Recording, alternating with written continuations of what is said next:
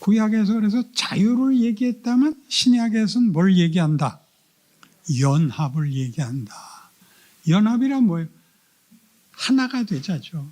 그러니까 하나님은 저기 있고 나는 여기 있는 이 차이를 만드는 것이 아니라 하나님이 우리를 동등한 자리에 끌어안는 것이 기독교가 말하는 구원이에요. 우리의 신분이고 우리의 운명이라 말이죠. 기독교가 이제 여러분이 고통을 당하고 어려운 일이 생기면 제일 먼저 문제를 풀어주십시오부터 이제 기도가 시작이 돼요. 병 낫게 해달라, 이 문제 해결해달라. 근데 어려움은 왜 생기냐 하면요.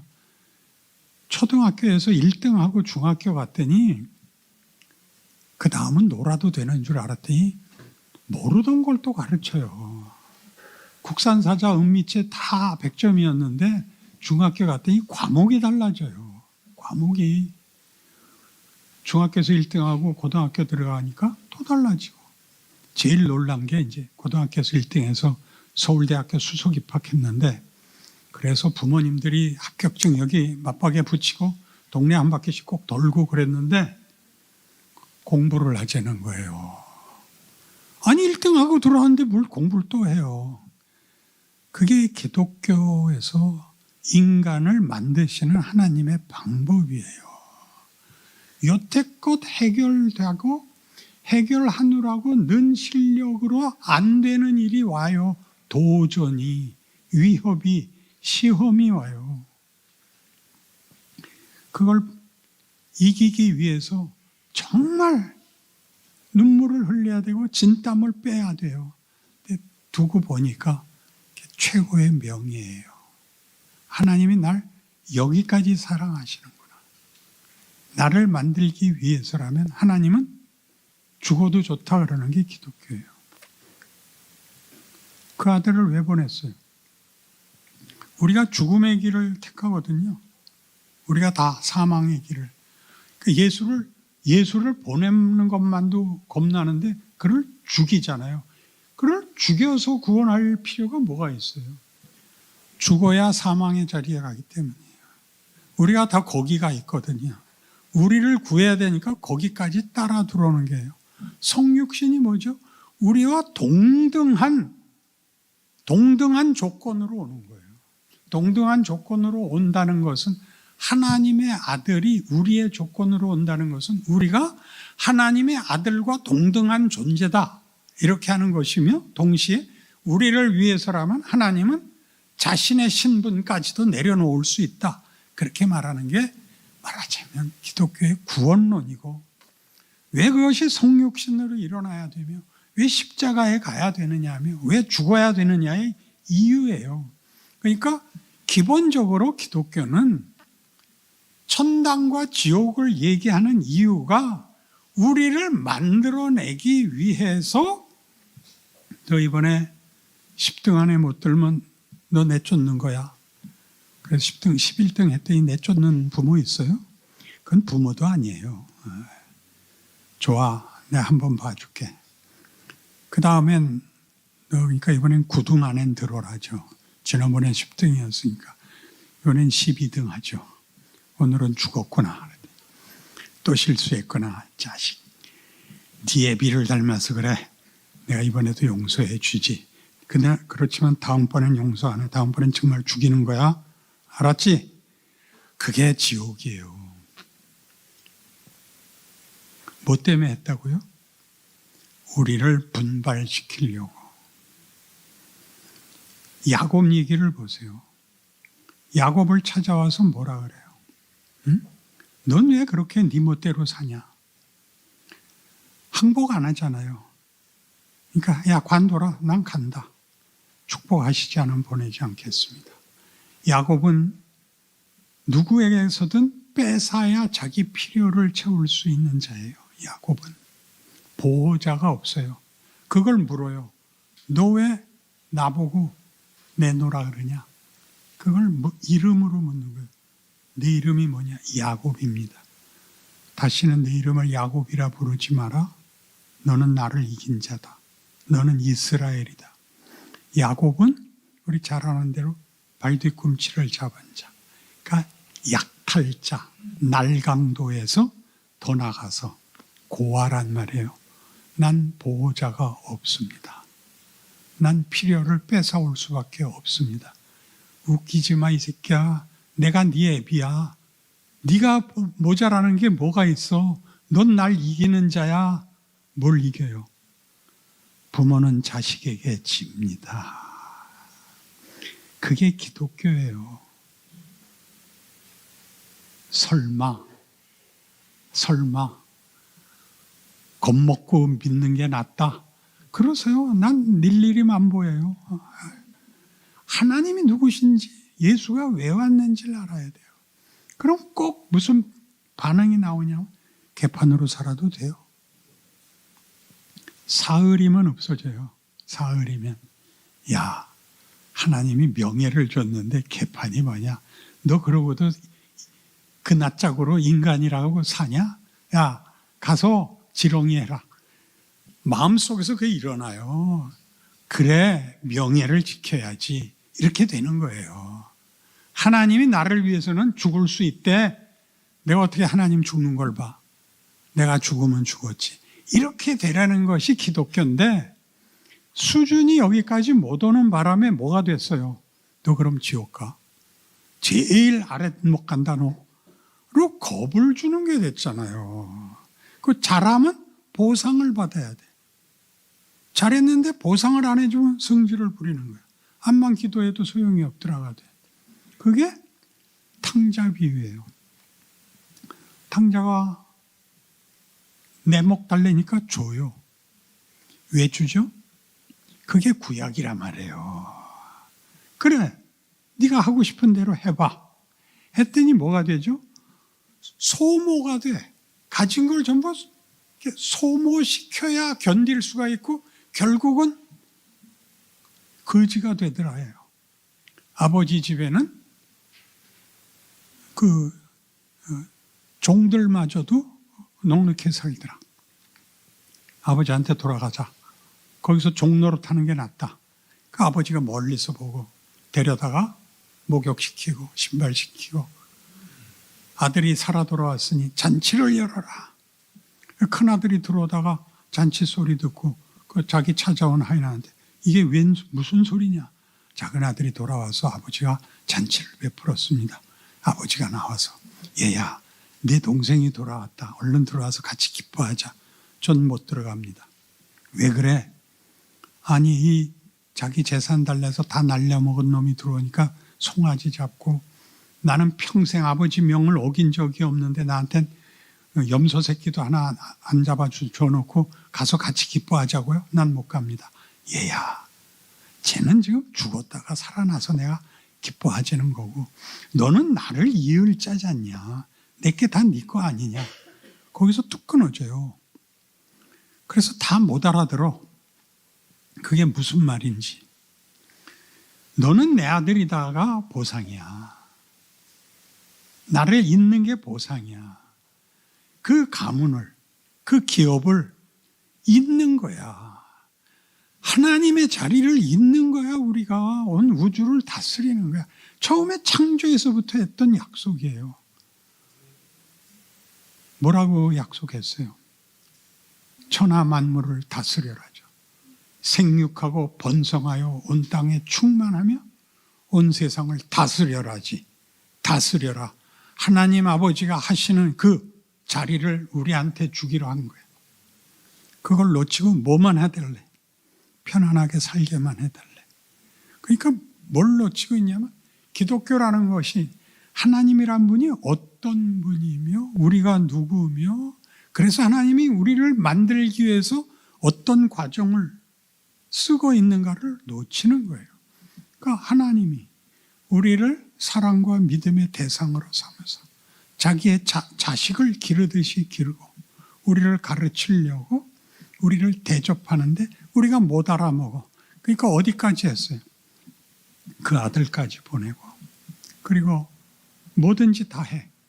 뭐든지 다 한다는 것은 우리에게 형통한 것도 주고 곤란한 것도 줘서 생각을 하게 만들어서 처음 생각하는 게 뭐였다고?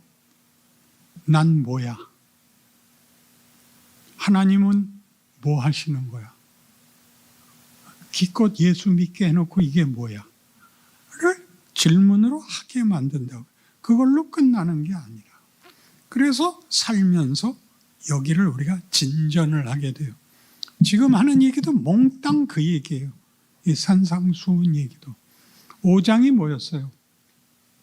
네 아버지의 온전함 같이 너희도 온전하라야. 어떤 게 온전한데? 영어로 perfect야? 아니죠. 관대하라였잖아. 네 아버지가 비를 의로운 자와 불의한 자에게, 해를 선인과 악인에게 공평하게 주듯이 너희는 이 아버지를 본받으라. 아버지의 온전함을 너희도 이어받아라. 이렇게 되잖아. 잘하고 못하고의 문제가 아니라니까. 정체와 존재가 달라지는 거예요. 근데 세상은 그렇게 못 살아요. 그러니까 이제 오늘 나와. 뭐라고? 공중나는 새를 보라. 들에 핀 백합화를 보라. 먹고 입고 걱정할 거 뭐 있냐? 너희 40년 광야 생활에서 언제 배가 고파봤냐? 언제 발이 부르트기랬냐? 옷이 헤어지기랬냐? 내가 다 먹이지 않았냐? 만나 먹고 이 새끼들 또 만나만 먹었나? 메추라기도 먹고. 언제 너희가 발에 무좀이라도 생기든? 그렇게 얘기하죠. 이게 구약에서 실컷 한 얘기고, 이제 예수님이 오셔서 더 직접적으로 내가 너희를 하나님의 자녀 삼기 위해서 온 하나님의 아들이다. 나는 너희와 동급이다. 이렇게 되는 거 아니야, 지금. 우리가 하는 모든 일에 들어오심으로, 우리가 어떤 잘못을 하든 거기에 오심으로 우리를 포기하지 않았다를 증명하는 것이 십자가라고, 죽음이라고. 그를 죽이는 자리에 우리가 들어오셔서 나를 죽이는 자리에도 너희 그 자리에 내가 너희와 동급으로 들어온다. 동등한 존재로 들어온다. 난 아무도 놓지 못한다. 이렇게 말하는 게 십자가고 성육신이고 그리고 부활이에요. 사실 여기서 끝내고 가야 돼. 또 해봤자 반복이야. 그렇지만 늦게 온 사람을 위해서 내가 누구라고 이름은 안 부르겠지만 할 수 없이 219페이지 15장 기독교의 영성. 제가 먼저 본문을 읽을게요. 금식할 때 너희는 외식하는 자들과 같이 슬픈 기색을 보이지 말라. 그들은 금식하는 것을 사람에게 보이려고 얼굴을 흉하게 하느니라. 내가 진실로 너희에게 이르노니 그들은 자기 상을 이미 받았느니라. 너는 금식할 때 머리에 기름을 바르고 얼굴을 씻으라. 이는 금식하는 자로 사람에게 보이지 않고 오직 은밀한 중에 계신 네 아버지께 보이게 하려 함이라. 은밀한 중에 보시는 네 아버지께서 갚으시리라. 이게 무슨 얘기냐? 금식을 한다는 것은 하나님을 닮겠다는, 하나님을 요구하는 일에 내가 그 모든 것을 포기하고 이 일에 집중합니다. 가 금식인데, 사람들한테 저 사람은 종교심이 깊어를 보상받으려고 한다 이거죠. 그러니까 종교적 행위가 사람 앞에 보상을 받으려는 것이냐, 하나님 앞에 보상을 받으려는 것이냐로 나뉜다는 얘기를 하는 거예요. 근데 뒤에 거는 보상이라 그러지도 않아요. 앞에 것이 사람에게 보상을 받으려고 한다는 것은 자기가 이 종교 행위의 주인이야. 이 종교 행위가 자기를 증명하는 거라면, 하나님께 보인다는 것은 금식을 하는 종교 행위가 하나님이 원하시고 하나님이 요구하시는 일을 해서 하나님을 기쁘시게 하는 행위로서 하는 종교 행위이기 때문에 금식이 그 요구하는 주인이 하나님인 걸 알고 있느냐, 내가 주인인 걸 놓치고 있느냐를 보여주는 대조를 이 오늘 할 챕터 15, 16, 17에서 이제 할 겁니다.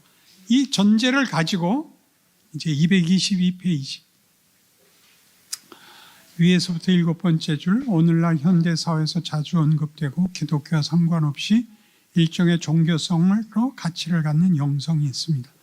이런 현대사회에서 영성은 세속적인 영성입니다. 세속적인 차원이라면 우리는 윤리도덕적인 차원을 먼저 생각하는데, 세속적이라는 것은 기독교의 하나님과 상관없는 근거와 내용을 말합니다. 그러니까 세속적이라는 건 하나님 없는 가치를 말할 때 세속성이라고 그러고, 하나님을 근거로 해서 가치를 말하는 것은 이제 신앙이라고 그러는 것입니다. 세속적 영성이란 20세기에 굉장히 활발하게 펼쳐졌던 운동 중에 하나인데, 지금도 굉장히 이게 활발히 이 세속적 영성이 있어요. 이 영성이 추구하는 것은 인간의 내면의 신적 내용과 신성의 가능성을 발견하려는 운동이었습니다. 인간에게 긍정적이고 쓸만한 것이 있는가를 찾고 또 만들고 또 그렇게 자신들을 붙잡는 내용입니다. 이처럼 영성이라는 말을 자기 확인으로 쓰는 일이 아직까지 유행하고 있습니다. 아주 쉽게 예수 믿는 거 안 믿고 하는 사람들이 이렇게 얘기해요. 야, 예수 믿는다고 너무 잘난 척하지 마라. 나도 착하게 살면 천당쯤 가는 거는 나도 알고 있어. 나도 지옥 가기 싫어. 근데 넌 너무 티를 내. 치사하게. 믿는 것 좀 이렇게 잘 감추고 좀 해봐. 막 나도 그렇게는 안 한다. 나중에 천국 와봐라. 내가 있나 없나. 나 착하게 살고 있어. 이렇게 말을 해요. 그러니까 기독교가 왜 이렇게까지 대접을 받냐 하면, 어떻게 해야 되는지에 상급반으로의 진급이, 아니 그 교육이, 교과서가 없거든요. 그건 뭐 누구한테 책임을 물을 수 있는 게 아니라 우리가 그 다음을 해야 되는데, 이 일은 서구 사회도 실패합니다. 서구 사회도 실패해서 서구 사회가, 교회가 다 무너지고 있습니다. 이건 뭐 동서양을 막론한 지금 문제가 됐는데, 정당한 신앙의 어떤 성장이 예수에게서 보는 것이어야 돼요. 그러니까 예수가 예수를 믿으면 구원을 얻는다는 말이 얼마나 어려운 말이냐면, 예수를 믿으면 구원을 얻는다가 되면 믿음이 조건이 돼요, 보상이 돼요. 조건이 되잖아요. 근데 조건이 되려면 조건을 본 다음에 죽으셔야 되잖아요. 근데 예수가 언제 죽어요? 우리가 아직 죄인 되었을 때 그리스도께서 우리를 위하여 죽으심으로 우리에 대한 하나님의 사랑을 확증하셨느니라. 로마서 5장 8절이에요. 우리가 그를 부르지 않았을 때 왔고 믿기 전에 죽어요. 근데 왜 믿으라고 자꾸 그러죠? 믿는다는 말은 관계가 이해관계가 아니라는 거예요. 자격을 묻는 관계가 아니라는 얘기예요. 조건이 없는 관계래요. 그런 관계가 어디 있어요? 그게 혈육에게 있는 거예요. 혈육에게. 왜 자꾸 예수를 피 흘려 살찌켜 우리를 구원했다고 왜 자꾸 그래요? 혈육이라는 말이잖아요, 그게. 피와 살로 구원했다고요. 우리가 그의 혈육이라는 거예요. 기독교가. 실감이 나죠? 그러니까 많이 풀리죠? 잘해야 된다를 뭐라 그러죠? 이렇게 너무 부담으로 갖지 마세요. 적당히 하세요. 실력만큼. 그리고 예수 믿는다고 누가 놀리면 너 이 새끼 십자가로 한 대 맞아볼래? 그러세요. 그러면 쩔쩔매고 그러세요. 어쭈? 예수 믿는다면서 화는 왜 내냐? 너 같은 놈한테는 화내라고 성경에 써 있다? 그러세요. 아니 왜 이렇게 멍청하게들 굴어요? 넉넉하지가 않아. 구원이 뭔지를 몰라. 그래서 인간됨에 가장 중요한 지혜, 이런 수준, 이런 것들이 없어요. 가장 치사한 도덕률밖에 없어. 그러니까 너 오늘 거짓말 했어, 안 했어? 기억 안 나는데요. 또 거짓말한다. 기억이 안 난다 그랬지 내가 언제 거짓말했어요? 너 우기는 것도 죄야. 어떻게 해서든지 정죄를 하려고 들지. 왜 정죄를 하죠? 자랑할 게 없어서 정죄를 짚어야지만 자기가 확인이 돼서 그래요. 우리가 자랑할 게 없어요. 내가 자랑하는 게 뭐예요? 내 장점이. 막말을 할 수 있다는 거예요. 믿음을 가지고. 내가 왜 하죠? 그걸 뚫어야 돼서 그래. 도덕률에 불과하잖아. 착해야 되잖아. 착하려면 뭐 예수님까지 와서 죽어. 에이, 조금 더 하면 정말 막말 나온다. 그래서 이제 봐요. 인간에게 긍정적이고 쓸만한 것이 있는가를 찾고 또 만들고 또 그렇게 자신들을 붙잡는 내용입니다. 이처럼 영성이라는 말을 자기 확인으로 쓰는 일이 아직까지 유행하고 있습니다.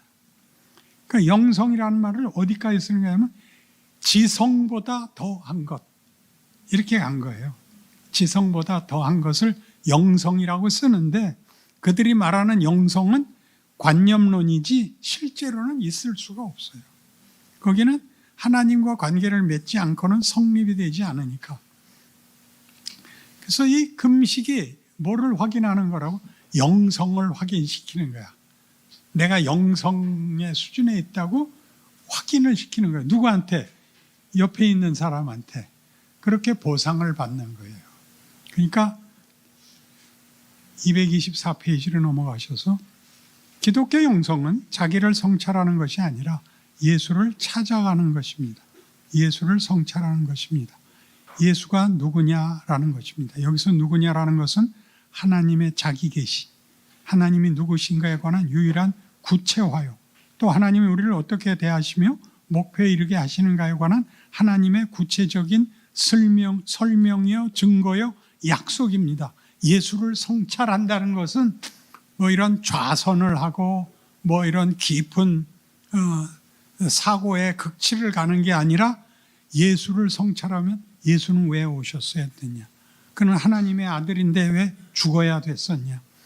부활할 수 있었다면 죽음을 겪을 이유가 뭐냐를 설명하고 있고 증거하고 있고 약속하고 있다. 무슨 약속? 이렇게 하는 이유가 뭔가가 약속이죠. 내가 너희들 하나도 놓치지 않는다.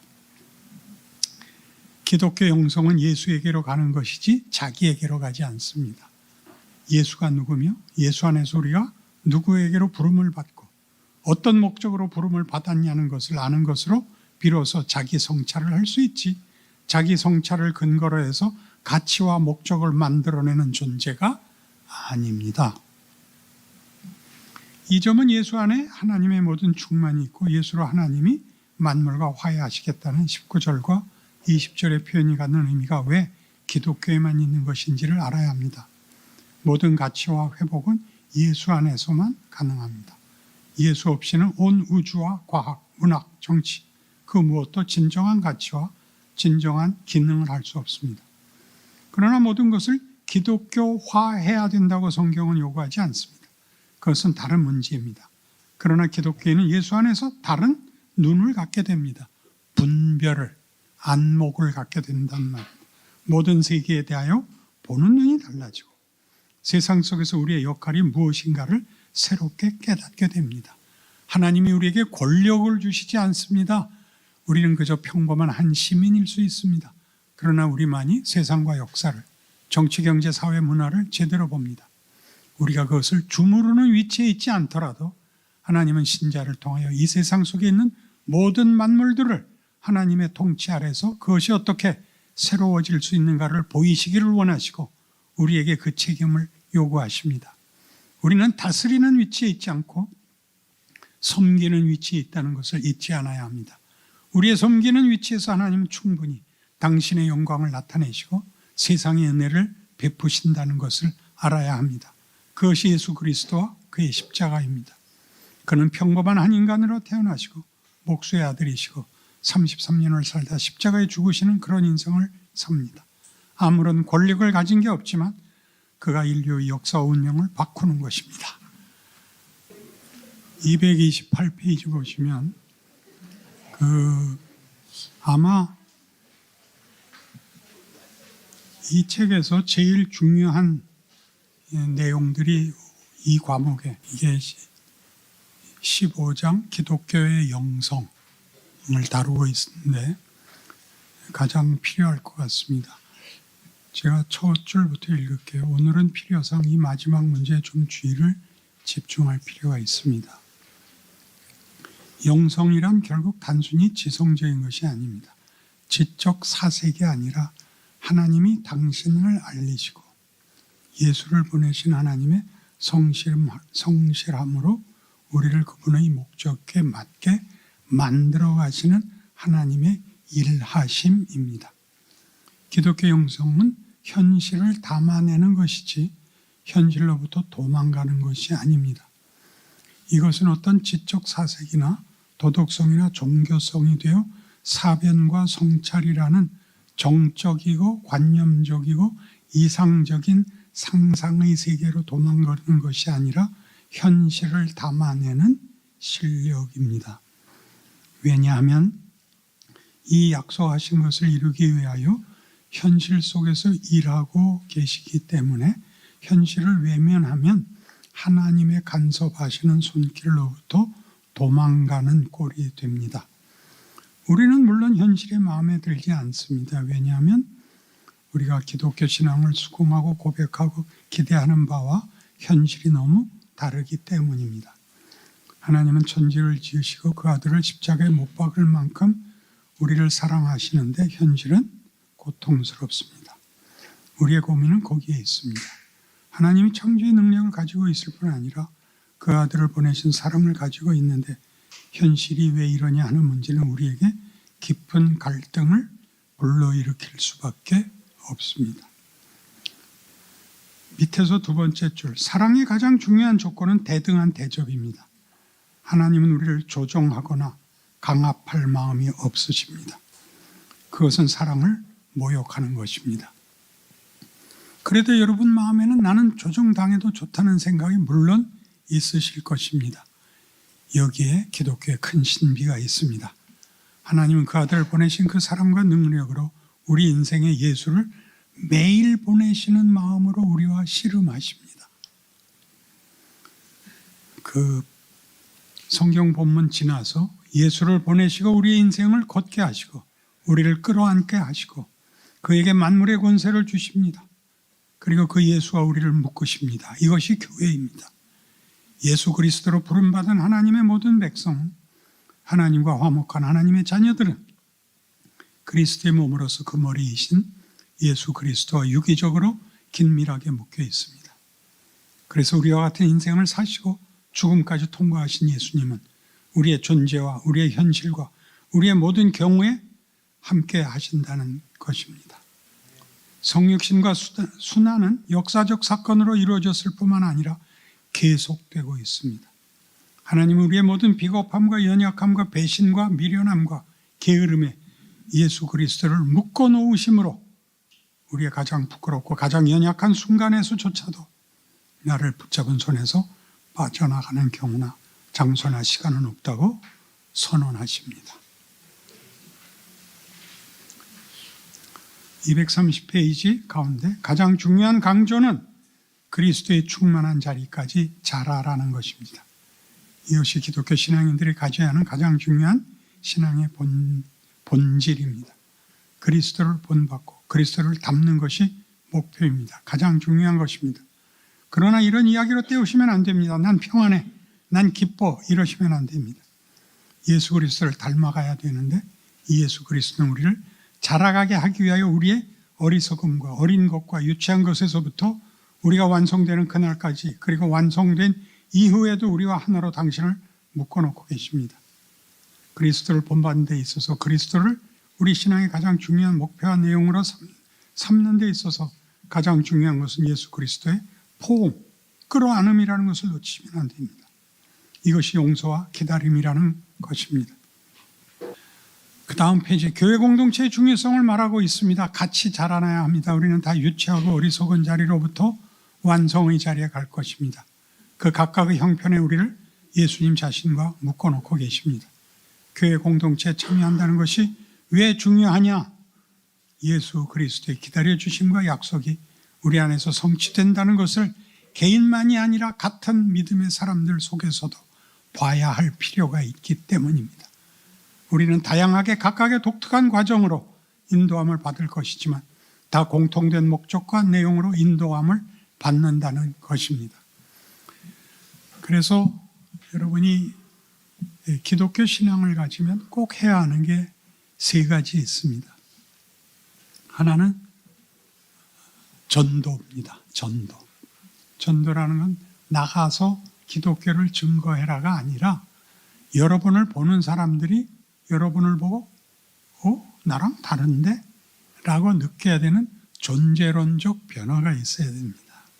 그건 어떤 데서 나타나냐면 화를 낼 때, 또 무슨 타협을 할 때 나타납니다. 화를 내도 세상 사람같이 내지 않죠. 그러지 마. 그건 난 싫어. 난 그건 못해. 그걸 악을 쓰나 마나니까 여기까지만 하라 이겁니다. 그게 가장 크게 인상에 남는답니다. 화를 내는 게 우리랑 다르더라. 속는 줄 알고 속아주더라. 그런 것들을 여러분 꼭 해야 되는데 그 중에 하나가 교회에 속해야 된답니다. 교회에 속한다는 것을 이제 우리 옛날 구교에서는, 캐톨릭에서는 아주 너무 강력하고 직선적으로 사용해서 교회의 회원으로 속해 있어야 천국을 간다였습니다. 개인 신앙이라는 걸 인정을 안 했습니다. 근데 원래 의미하는 것은 회원이 돼야 된다는 의미가 아니라 예수가 우리와 자신을 묶는 방법이 교회이기 때문입니다. 교회는 그의 몸이니 만물 안에서 만물을 충만케 하시는 이 충만입니다. 그래서 교회에 대해서 교회 안에서 많은 시험을 받으시는 일이 있고 어려움을 겪어서 교회를 안 나오고 설교만 듣고 요새는 다 유튜브로 보니까 그리고 혼자 신앙생활하는 건 안 됩니다. 그건 뭐와 같으냐면 가족이 흩어져서 사는 꼴이 되는 겁니다. 꼴 보기 싫어서 서로 따로따로 사는 건데 그렇다면 하나님이 우리를 가족으로 묶었다는 것을 실습할 기회가 없습니다. 여러분은 여러분이 욕을 먹는 역할도 해야 되고 여러분이 그를 용서하는 역할도 하셔야 됩니다. 해결되지 않는 일을 고난을 겪으셔야 됩니다. 어느 교회를 가느냐가 문제가 아니라 자기가 그 교회 가면 그 교회에서 함께 어울려 가족을 이루어야 한다는 것을 하지 않으면 여러분은 이 예수를 믿고 받는 구원이 얼마나 굉장한 그 조합인가를 놓치게 됩니다. 그 조합이라는 것은 여러분 요새 TV 뭐 별로 안 보실 텐데 저는 요새 와서 잘 보는 TV 프로그램이 있습니다. 미스터 트롯하고 미스 트롯 봅니다.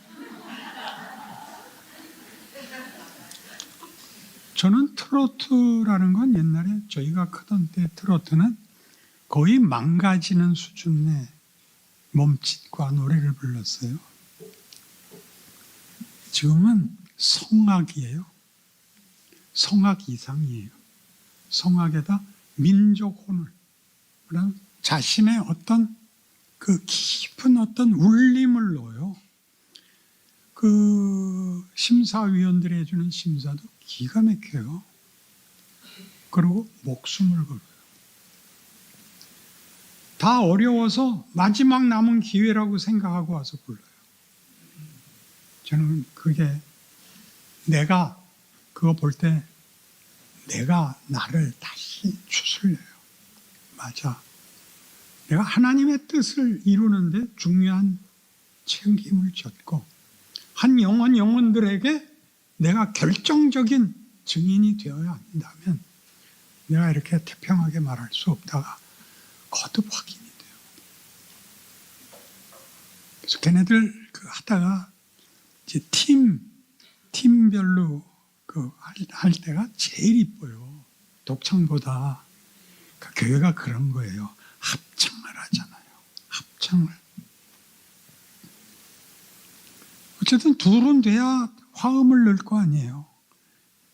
중창보다 합창은 다른 거잖아요. 그거 하세요. 하나 둘 틀려도 돼요. 다 묻혀버려요. 그러나 그걸 같은 노래를 같은 마음으로 부른다는 것이 보이지 않는 얼마나 큰 명예인지 알 수 없어요. 정말 인간이란 멋있구나 그런 생각이 들어요. 교회를 그런 마음으로 나오세요. 꼭 부탁해요. 부탁해요.